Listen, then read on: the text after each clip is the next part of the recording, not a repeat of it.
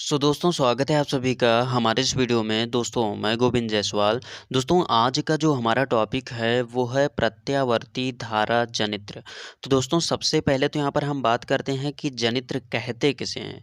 दोस्तों विद्युत चुंबकीय प्रेरण के सिद्धांत पर आधारित वह यंत्र जो यांत्रिक ऊर्जा को विद्युत ऊर्जा में परिवर्तित करता है विद्युत जनित्र अथवा डायनमो कहलाता है। और यहाँ पर मैं आप सभी को बताना चाहूँगा कि ये जो विद्युत जनित्र होता है ये दो प्रकार का होता है, जिसमें से पहला है प्रत्यावर्ती धारा जनित्र और उसके बाद में दूसरा है दृष्ट धारा जनित्र। तो सबसे पहले तो यहाँ पर यानी कि आज हम इस वीडियो में केवल और केवल बात करेंगे प्रत्यावर्ती धारा जनित्र के बारे में, और इसके अगली वाली वीडियो में हम बात करेंगे दृष्ट धारा जनित्र के बारे में। तो यहाँ पर अब हम बात करते हैं प्रत्यावर्ती धारा जनित्र के बारे में। दोस्तों इसके लिए सबसे पहले हम इसका सिद्धांत लिखेंगे। तो यहाँ पर हम हेडिंग डालेंगे सिद्धांत, और इसमें कैसे लिखा जाएगा पहले आप हम लिख लेते हैं यहाँ पर, और उसके बाद में इसको हम चित्र के माध्यम से समझते हैं। अब दोस्तों इसके सिद्धांत में हम लिखेंगे कि विद्युत जनित्र विद्युत चुंबकीय प्रेरण के सिद्धांत पर कार्य करता है जब किसी चालक कुंडली को किसी चुंबकीय क्षेत्र में रखकर उसको घुमाया जाता है तो उस कुंडली में विद्युत फ्लक्स में परिवर्तन होता है और इसके कारण उस कुंडली में विद्युत धारा प्रवाहित होने लगती है। तो ये आपका है इस प्रत्यावर्ती धारा जनित्र का सिद्धांत। अब हम इस चीज़ को चित्र के माध्यम से समझते हैं। दोस्तों मान लेते हैं कि ये एक हमारा कुंडली है। अब इस कुंडली को मान लेते हैं कि ये दो हमारा चुंबक है, और चूंकि हमको पता है कि ये अगर दो चुंबक हैं तो इनके चारों ओर चुंबकीय क्षेत्र होगा। अब जब हम इस कुंडली को इस चुंबकीय क्षेत्र में ले जाते हैं और इस कुंडली को यहाँ पर कुछ देर तक यहाँ पर घुमाते हैं तो क्या होगा कि इसके घुमाने से क्या होगा कि इस कुंडली में प्रेरित विद्युत धारा उत्पन्न हो जाएगी और यहाँ पर इस कुंडली में धारा बहने लगेगी। और जैसे ही हम इस कुंडली को घुमाना बंद कर देंगे फिर से इस कुंडली में धारा बहना बंद हो जाएगा। तो इसी सिद्धांत पर ये जो हमारा प्रत्यावर्ती धारा जनित्र है ये कार्य करता है। तो ये आपका हो गया सिद्धांत। अब हम बात करते हैं प्रत्यावर्ती धारा जनित्र के संरचना के बारे में। दोस्तों इसकी संरचना को समझने के लिए सिंपली से यहाँ पर हम एक चित्र ड्रा कर देते हैं प्रत्यावर्ती धारा जनित्र के आंतरिक भाग का। तो ये रहा हमारा एक चित्र। अब यहाँ पर हम एक एक पॉइंट कर कर इसकी संरचना को समझेंगे। दोस्तों हमारा पहला हेडिंग होगा क्षेत्र चुंबक, और सबसे पहले हम लिखना बता देते हैं इस चीज़ को और उसके बाद में हम यहाँ पर इस चित्र के माध्यम से समझाते हैं। दोस्तों आप क्षेत्र चुंबक के आगे लिखेंगे कि यह एक शक्तिशाली चुंबक होता है जिसके ध्रुवों के मध्य कुंडली को रखकर घुमाया जाता है। तो ये आप अपने क्षेत्र चुंबक के आगे हेडिंग डालकर इसको आप लिखिएगा। अब हम यहाँ पर इस चित्र के माध्यम से बताते हैं कि क्षेत्र चुंबक क्या होता है। दोस्तों यहाँ पर ये जो यन और यस है ये दो चुंबक होते हैं, और ये जो चुंबक होते हैं ये बहुत ही ज़्यादा शक्तिशाली चुंबक होते हैं, और इन्हीं चुंबक के मध्य में हम कुंडली को रखते हैं और उसके बाद में कुंडली को जब हम घुमाते हैं तब कुंडली में विद्युत धारा प्रवाहित होता है। तो ये जो यन और यस हैं ये आपके हो गए क्षेत्र चुंबक। अब आप सेकंड नंबर पर आप हेडिंग डालेंगे आर्मेचर या कुंडली। अब हम यहाँ पर क्या करेंगे कि सबसे पहले आप यहाँ पर लिखना जान लीजिए कि आप कैसे लिखेंगे, और उसके बाद में हम इस चित्र के माध्यम से इसको समझाएंगे। तो दोस्तों यहाँ पर हम लिखेंगे कि यह एक नर्म लोहे के क्रोड के ऊपर कई फेरों में लिपटी हुई तांबे के तार से बनी कुंडली होती है, और इस कुंडली को हम चुंबकीय ध्रुव के बीच में रखकर घुमाते हैं। तो ये हम आर्मेचर या कुंडली हेडिंग डालकर लिखेंगे। अब इस चीज़ को हम चित्र के माध्यम से समझते हैं। दोस्तों इस चित्र में आप देख सकते हैं यहाँ पर ये जो ए बी सी डी ये हमारी जो कुंडली है यही आपकी आर्मेचर कहलाती है, और इस कुंडली को बनाने के लिए एक कच्चे लोहे का राड लिया जाता है और इसी के ऊपर तांबे के तार को कई फेरों में लपेटा जाता है, और यहाँ पर जो तांबे के तार को लपेटा जाता है इसके ऊपर एक अचालक पदार्थ से पेंट कर दिया जाता है जिससे कि एक तार से दूसरे तार में विद्युत धारा प्रवाहित ना हो। तो इस प्रकार से कर कर इस कुंडली को तैयार किया जाता है, और यहाँ पर इस कुंडली को इन यन और यस ध्रुव के बीच में रखकर घुमाया जाता है।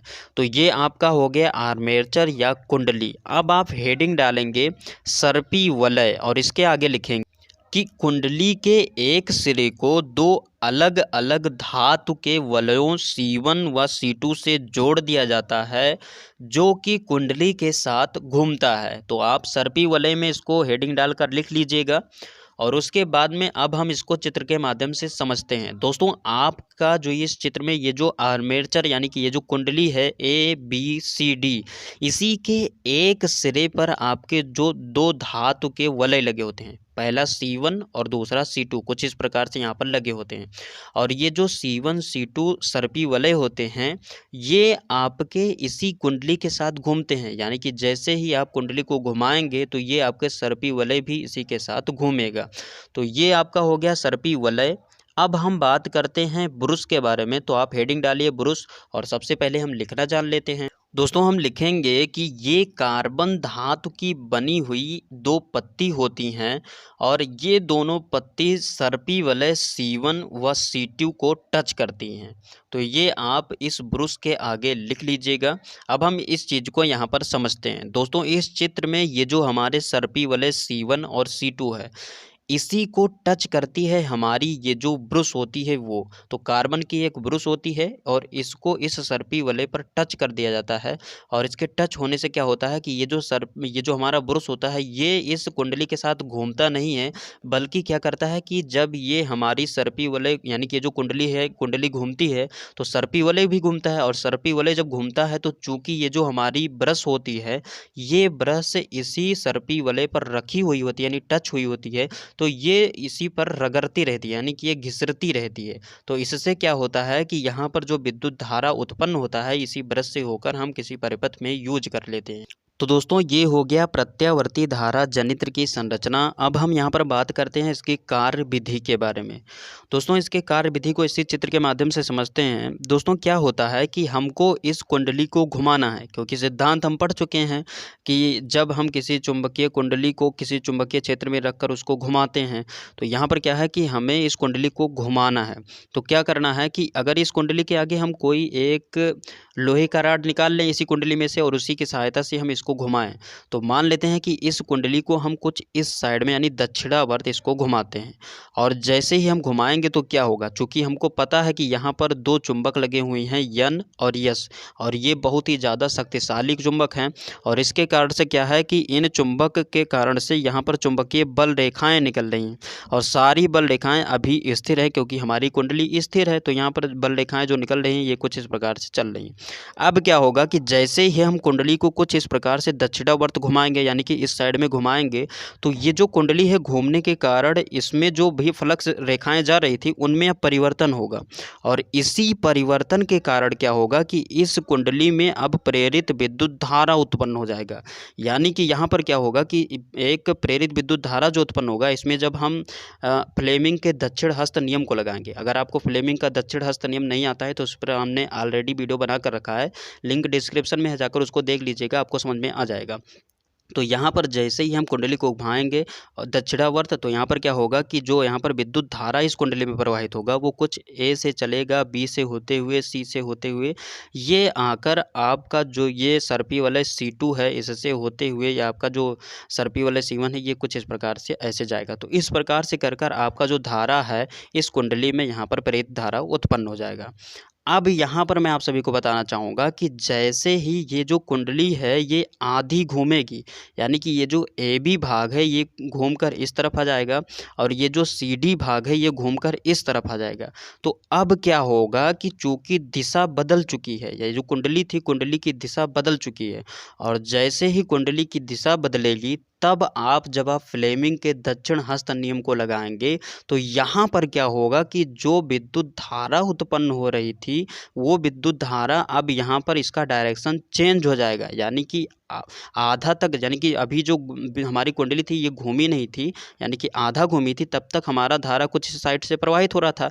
लेकिन जैसे ही आधा घूमने के बाद फिर से ये दोबारा से जब घूमेगी, तो यहाँ पर क्या होगा कि हमारा जो ये AB है ये इस साइड में आ जाएगा, और जो सीडी है ये इस साइड में आ जाएगा और अब जो सीडी होगा उसको ऊपर की ओर बल लगेगा। तो इस कारण से क्या होगा कि ये जो हमारी परिपथ है यानी कि जो हमारी कुंडली है, इस कुंडली में विद्युत धारा उल्टा बहने लगेगा, यानी कि इस साइड से हमारी विद्युत धारा बहने लगेगी।